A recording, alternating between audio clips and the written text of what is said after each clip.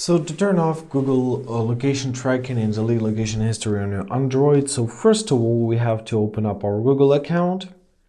We can do this through our settings, of course. So locate your Google tab. There it is. Now choose your account, press Google account. All right, now choose your data and privacy. Scroll down. Here you see things you've done and places you've been, right? So here's our history settings. You have my activity in your history. Just give it a couple seconds to be loaded up. So here is your Google activity, right? First of all, make sure to deactivate your web and app activity. Press turn off.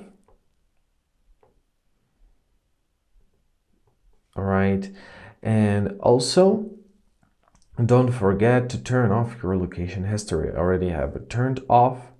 However, simply press turn off and it will be turned off. Easy as that.